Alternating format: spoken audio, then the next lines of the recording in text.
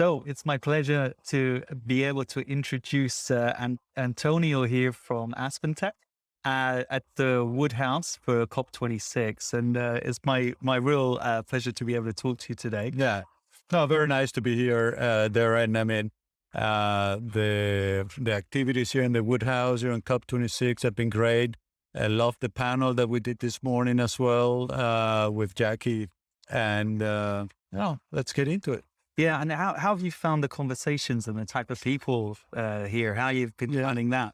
I know, I mean, clearly, a very senior people attending the Wood House, also people that care about sustainability, that have a point of view, are thought leaders in the space, and great conversations. So really enjoyed my visit here so far. Yeah, absolutely. What I've enjoyed is the ability to bring digital specialists like yourselves along with financiers, with the mayors of major cities, all trying to work together and collaborate in a way that will help us achieve a net zero position, but also create more resilient infrastructure. Correct. So it's been quite exciting to have those impromptu conversations.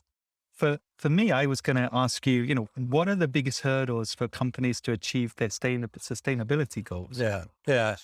Well, I mean, look, if you look at our customer base, and today we're talking about oil and gas, chemical customers, but now with the Emerson transaction, we're going to be getting into power as well. And I think it's probably the same theme. We've surveyed our customers, and they say, look, step number one in driving emissions reductions is optimization. And really, optimization is a code word for driving efficiencies in their operations, because as these customers make their operations more efficient, they are reducing emissions and therefore becoming more sustainable. And then, you get into the conversations about the use of hydrogen and the use of renewables and electricity to drive some of their processes going forward, and carbon capture and sequestration. So I think the conversation is very broad. Certainly our customers are trying to figure out how they're going to make this transition, but there's already a lot of work happening. No, that's excellent. And I think that some of the work that we've been working together on around digital twin is really an important step. And we've been talking about how does the technology such as AspenTech help clients deliver a better yield from their asset in terms of the production of the feed and the stock material that they're using, and how they drive that in the most efficient way. And then looking at the carbon emissions component and looking at that as a cost, a carbon tax, and how do you drive the most efficient plant from a sustainability perspective, not just from a materials and output and yield perspective. I think that's a really exciting opportunity for us. I mean, we've seen a change in the conversation with our customers in the last 2 years. I mean, look, AspenTech has been doing this for 40 years. Digital twin is a new concept, but we've been doing digital twin for a long time. But now customers want to understand, emissions. And the fact is that we've had the capability to model emissions in our products for the longest time.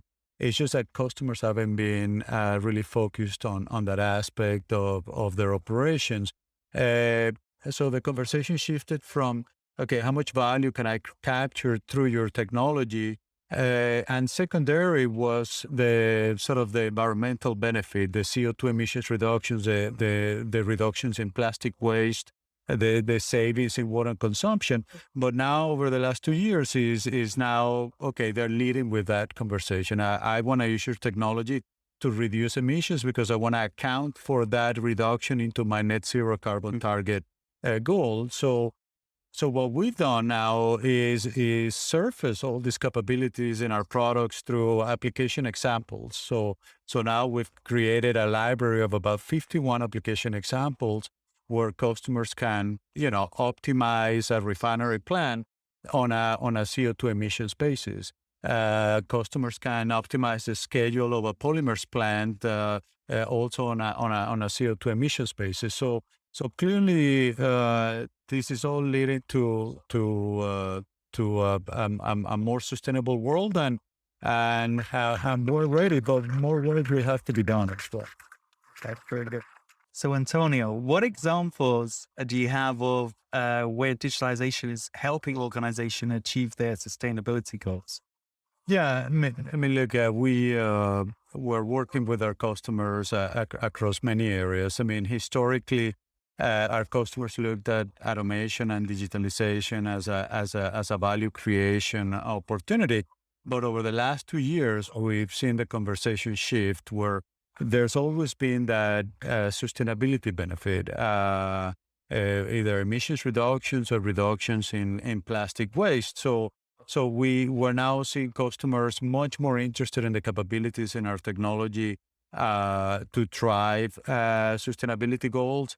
There's capabilities that were surfacing for our customers. They've always been there. They just were not aware of them.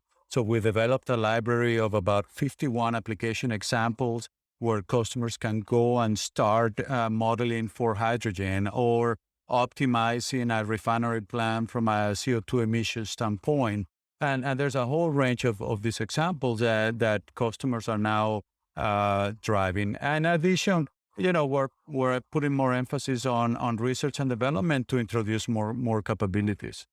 No, I think that's really interesting. And you and I have been dialoguing around digital twin for some time now. There's been more maturity in the use of technology in optimizing the yield of a particular heavy industry output, whether it be producing recyclable plastics or desalinating water, or even pharmaceuticals and creating very important drugs and so on for society.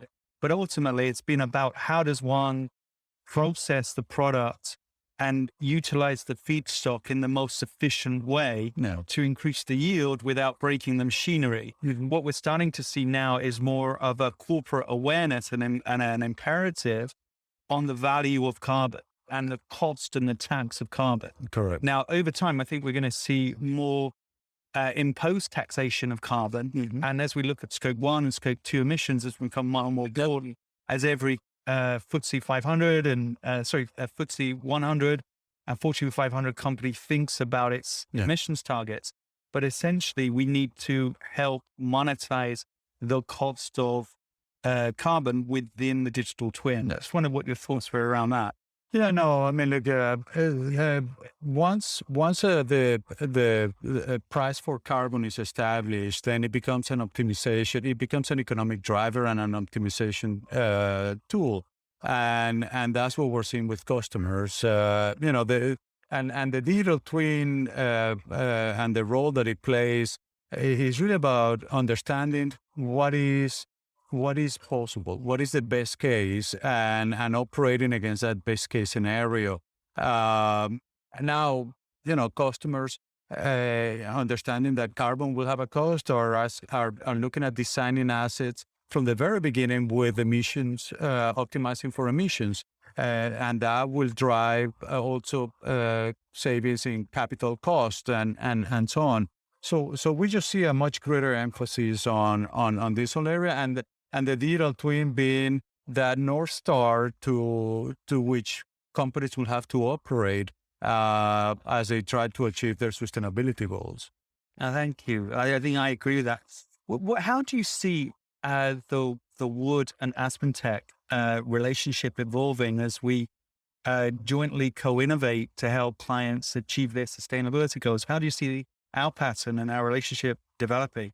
Yeah, no, look, we're very excited and happy with the Wood relationship. Look, you guys bring to the table certain capabilities, know-how, and expertise that we don't have in AspenTech. We certainly understand technology, understand software, we understand our customers, but I think the combination of those capabilities and your organization leading in leveraging our technology to deliver the digital twins to help customers understand where the opportunities are in their assets to make it more efficient, to make it more reliable, safer to operate. I think the vision and the mission of the two companies align very well at the intersection of the digital twin and what customers are looking to achieve. I would completely agree. I think it's a really good complementary set of skills, but centered very much on client advocacy, helping the client achieve their outcome. And I've seen, I get involved very much with our joint clients, and the amount of loyalty and focus that you've engendered with your client base is powerful. And I think that Wood's ability to help clients achieve their sustainability goals, to reduce their carbon emissions, is another complementary facet to that relationship, and bringing these two things together is very powerful. There's also opportunity for other alliances to be formed, because together we can accelerate this with even more input and insights from other content providers. No, it's a big challenge and a big opportunity, and not one single company is going to be able to solve for it. So our relationship is certainly a relationship of two, but look, as we talk about data, as we talk about reporting and benchmarking and all this, will require that others get involved. Your partnership with Microsoft, ours as well, and others will be essential to achieving these goals. So absolutely. Yeah. Antonio, thank you very much. Good talking to you. Yeah, great. Thank you, Darren.